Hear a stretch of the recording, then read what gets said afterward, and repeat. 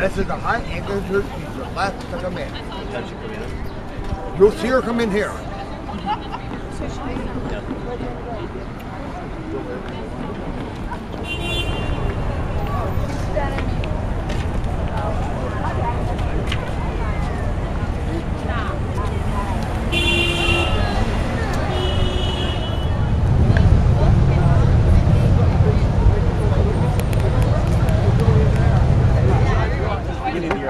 I said since the rise of 10 or 15 years. Yeah, well, this was beginning of the year. Oh, but look.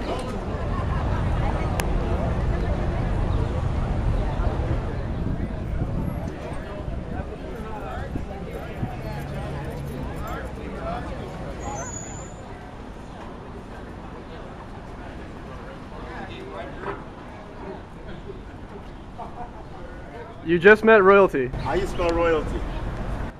R-O-Y-A-L-T-Y. Are you sure? Pretty damn sure.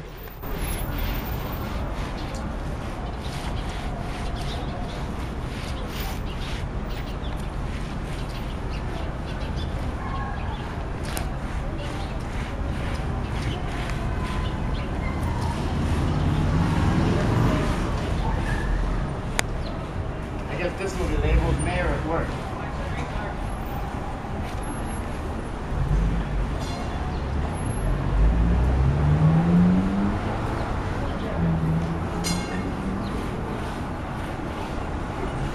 We're not going to comment about the Queen because we can't change the Queen.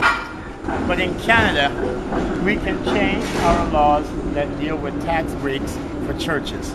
And that's one of the issues of our campaign. When I started this campaign, many things were deep to my heart. And so far, we've seen through G20 what happens when we violate the Charter of Rights. And as you notice, that was one of the key issues of my campaign, Charter of Rights for all. And that's been happening to me for years, where the police have been abused in their authority. Like when I came down here, I had to walk all the way from here through the park, and I had to go they wanted me to go all the way down and back up. Why? Because our Charter of Rights, our mobility rights, were just being violated. Why? Because of the status quo of the Queen. Now, I have many, many, many things I can say about the Queen, and I have many opinions. But as the next mayor of Toronto, I must think globally, which I do with the Queen, but I must act locally. And the only thing I can see we can do something about locally is about this church here. You want to take a walk over to St. James Cathedral. St. James Cathedral is the one that built my platform when it comes to dealing with social decay. To end social decay and to deal with poverty, we must deal with the issues that create poverty. Abuse of authority creates poverty. Abuse of authority and neglect and loneliness. What creates loneliness? Loneliness is when we don't have anyone we can count on, or we don't have any sanctuary to go when we're in pain, suffering, or anguish. And that's why we have churches. But take a look at this church. Look at all the beautiful monuments that is put forth on the church. But take a look out front of the church. These are people protesting against the church. Why are people protesting against the church when the church is supposed to be our sacred place, a place where all belongs? Because many people are not being given the access to the church. Now, I remember one situation at St. James, 3 times at St. James Cathedral. Let's read these signs first, give credit to the people. Indian residential schools, Canadian shame.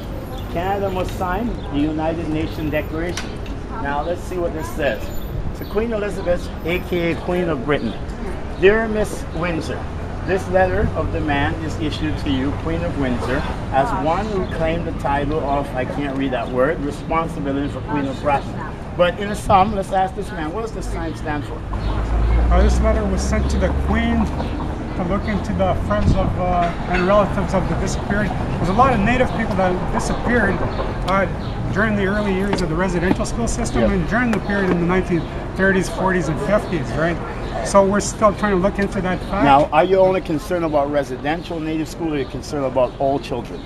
All children. All children. Exactly. So naturally, we're going to stand behind you. Now, what does this young lady have to say?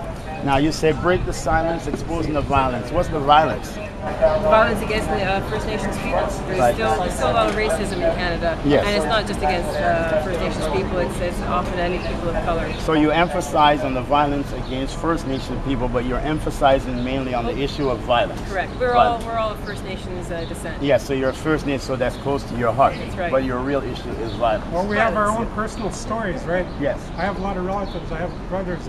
that were affected by the residential school system and the policies that were set. Yes, just like same thing as the violence against the homeless community, or the violence against women who work the streets, or the violence against people because of their distance. So your main and the breaking the silence is, of course, the fact that it's just been recently that First Nations people have been able to come to terms with what happened to them and realize that it wasn't their fault that they were raped and abused in residential schools. And they're now, as 40 and 50 and 60, 70-year-olds, finding that voice to say, this is what happened to me, and we need to expose what took place in residential schools. By what happens to me, like my example, my torture at the hands of the Metro Toronto Police. Yes. So what you're saying is what happens to you, you must use that to say it doesn't happen to others. That's right. God bless you. And justice for Murray St. Clair, what did you think happened to the 50,000? What's 50,000? 50,000 children that went into the residential schools and never went home. So there's a lot of children. So what you're saying is that there's a lot of pain, suffering, and anguish that will lead people into certain situations that they could have controlled if they did not have that stress to deal with of wondering about their loved ones.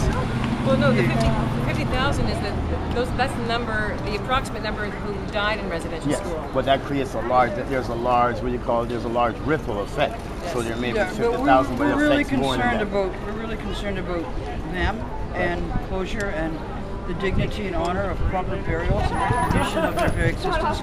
I'm a survivor of the Catholic Children's Aid Society. What's the silence? Silence. Breaking the silence. Breaking the silence, exposing the violence. The violence of. Well, here we are. Here's this woman, Queenie Elizabeth here. She's probably one of the most powerful women in the world, well, the richest, and it's because she can trace her ancestry back to the Magna Carta. And here we are. We're taken from our families. We're adopted out. Our identities are stolen, and we're told that if we try to make contact with their birth relatives, we have a whole criminal law that will send us to jail because we want to have no children. So since you're talking about the whole criminal law, why don't we go behind you here and let's talk to our possible future police chief. Police Chief Milne. Yes, sir. Yes.